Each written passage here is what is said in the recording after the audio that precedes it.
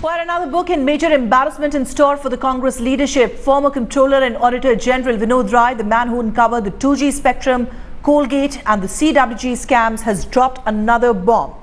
He may have retired, but Vinod Rai continues to haunt the UPA and the Congress. In his latest, Rai has claimed that the erstwhile UPA government pressurized him to drop names from CAG reports. More details will be available only once his book is out, but Rai has hit out at the compulsions of coalition politics shield that has often been used by former Prime Minister Manmohan Singh to explain his inaction in each of these cases.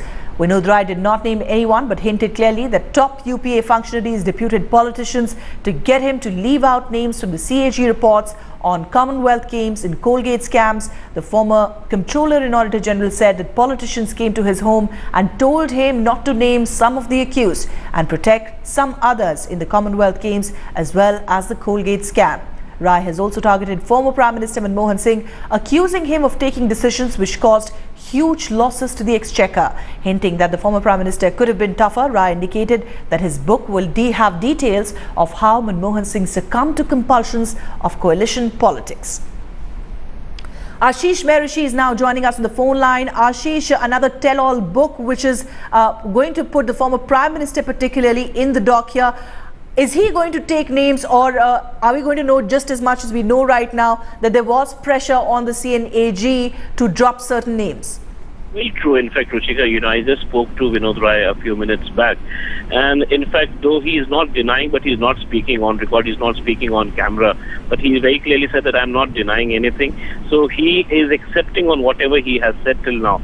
But more importantly, if you see here, what he's telling here is that some people came to his house from the Congress or the UPA where he has, said that CAG was being influenced. This is something very important because Comptroller and Auditor General is a constitutional body. And the constitutional body, if somebody tries to influence the constitutional body, that is something which is illegal. This is prima facie very, very clear that this is something which needs to be taken to at the top level. Because if you are influencing a constitutional body, it certainly is not in very good taste. Apart from that, when I spoke to him again, I just asked him, would you like to disclose the names of the people who came to your house, where the people asked not to name, some of the people, some of the senior functionaries in the Congress and the people in the UPA government in the reports related to the Colgate and CWG. Now, again, he said that I would not like to name anyone. But also he said that, he in his book has not mentioned this portion where, people came to his house and they tried to influence. But then he's not denying the same thing. And the other thing that is more important to see in this book is that, which is titled that not just an accountant. Because the role of the CAG till Vinod Rai came in, we have seen, scams like the coffin scam and others. They have all come out from the CAG reports.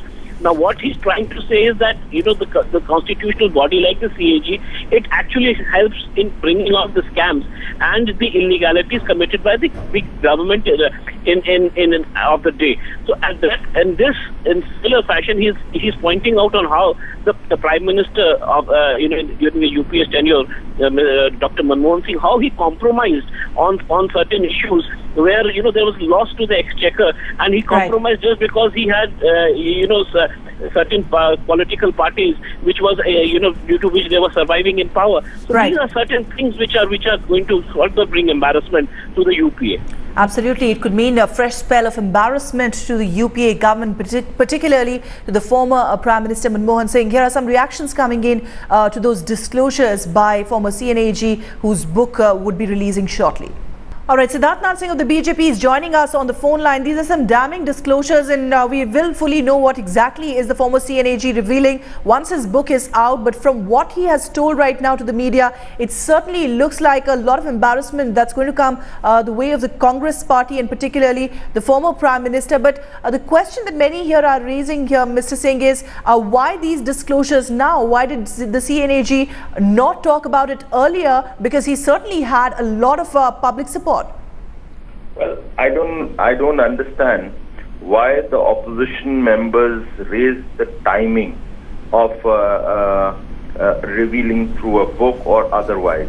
The issue is how the government was functioning in UPA 1 and UPA 2. How the then Prime Minister Manmohan Singh was exerting pressures to not to disclose names.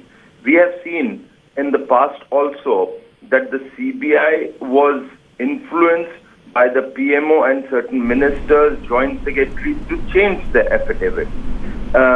So there are a number of instances where the government functioning needs to be questioned, which is unconstitutional, rather than saying those who are sitting on the constitutional position, they should not be revealing after they have left the government. So I think there's a lot the UPA 1 and 2 government and then Prime Minister needs to answer, then raising through their members the question of the timing. All right, Siddharth Singh, we'll leave it there. You're saying timing is not important. There are important questions for the Congress party and the former UPA government to really answer these questions that have been raised by former CNAG of how he was put under pressure by the former government to drop certain names.